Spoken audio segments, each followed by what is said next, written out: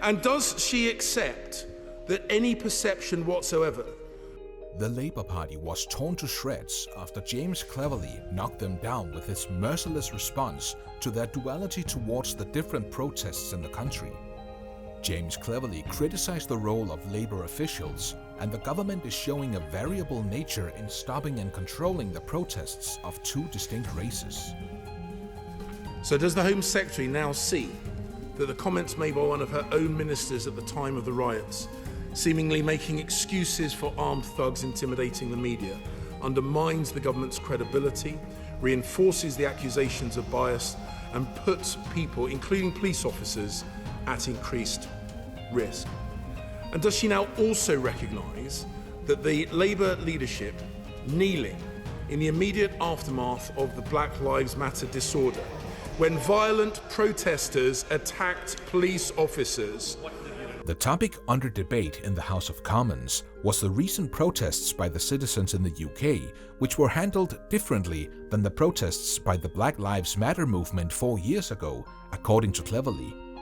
During the Black Lives Matter riots in 2020, the protesters damaged the property freely and even attacked police officers, injuring them, whereas there was no police present to protect the property and stop them. However, the government had nothing to say about why the police hesitated to retaliate and why the culprits were not brought to justice.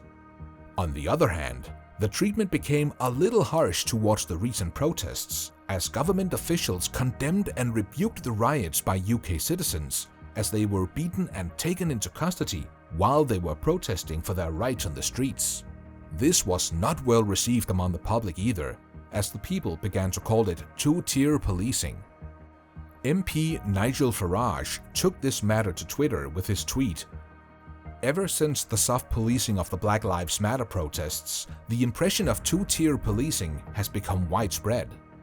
The police chief, Mark Rowley, did not respond positively to the statements. When asked about their dual behavior toward the protesters, he snatched the mic away from the reporter. However, once the headlines tightened around his neck, he gave an interview in which he branded the concept nonsense. It's complete nonsense.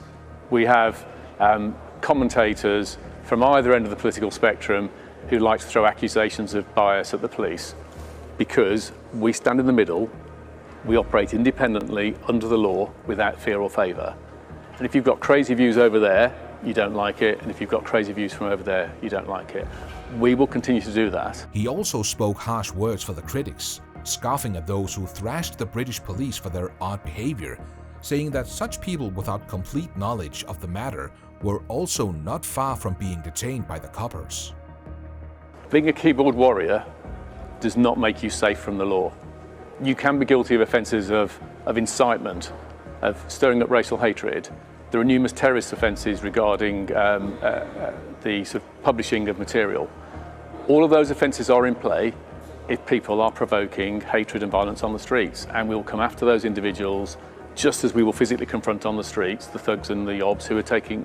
The author of the book, How to Be a Police Officer, Graham Wetton, was satisfied with the work done by the police to detain and control the riots.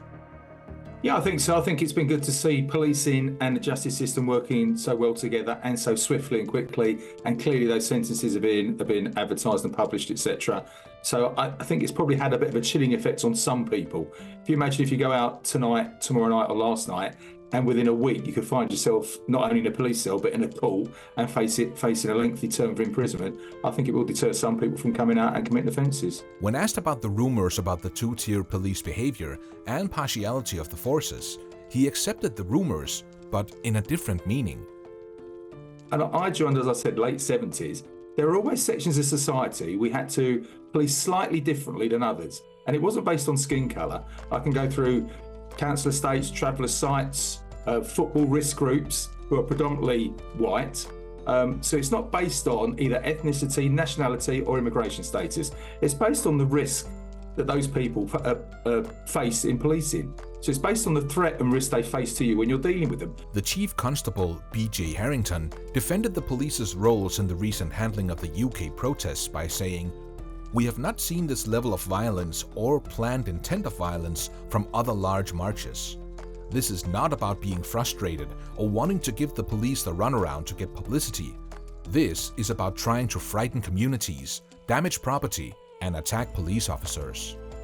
Wetton, on the other hand, emphasized it isn't about numbers, it's about the risk and the threat that people pose. On the other hand, people like James Cleverly found this behavior alarming. Plus, the police officials defending these actions instead of stopping their subordinates from taking violent countermeasures was a cherry on top. Truth be told, this behavior underlined the government's bias, which put the people's trust in the government at risk. Looks like her party takes some forms of violence less seriously than other forms of violence. James accurately summed it up, as there have been countless speculations and murmurs among the UK public about whether the Labour Party officials had really favoured the BLM protests by providing them with lenient jurisdictions and clawing the other groups at the same time. And does she accept that any perception whatsoever of treating the same crimes differently based on the race, religion, or community of the perpetrators increases tension rather than reduces it? There have been several events that compelled the public and Cleverly to wonder if the Labour Party was actually looking to create further diversion and chaos among the country's religious, race, and sect communities through its distinct regulations regarding these matters. And does she accept that at times of heightened tension, government ministers must be and must seem to be even-handed and demand even-handedness of others? The Home Secretary Yvette Cooper seemed to flare up after Cleverly obliterated her by pressing these concerns on her, as she openly refuted all the claims by the MP. She reminded the opponents of the Armistice Day protests when the people attacked the police and reached the Senate, where they wreaked havoc, damaging the building and causing an unsettling atmosphere in all of the UK. Now, we all remember the Home Secretary at the time of the Armistice Day riots was Suella Braverman, who belonged to the MP Cleverly's regime. Once Cleverly questioned the role of government in light of the present-day riots, Cooper started playing the blame game by dragging the events of Armistice Day as well to defend her decisions. I would just remind him, his predecessor, the previous Home Secretary, was the one who first tried to undermine and attack the credibility of the police in the run-up to Armistice Day, and that is why we then ended up with a bunch of thugs trying to get to the cenotaph to disrupt the service and launching violent attacks on the police. And even if the government was behaving partially towards the people by any chance, there was no chance that a policeman could break the oath he or she takes at the time of induction into the police, according to Yvette. A UK police oath mentions that the officer will treat all citizens equally, regardless of race and color. In light of these statements, the officers would never break the oath they were brought under, and thus, this should cross out any confusion about whether there was any difference in the police's attitude towards the different sects in the UK. The statements, however, seem of little effect, as the public is still opinionated against the Labour Party for the recent news of violent police behaviour.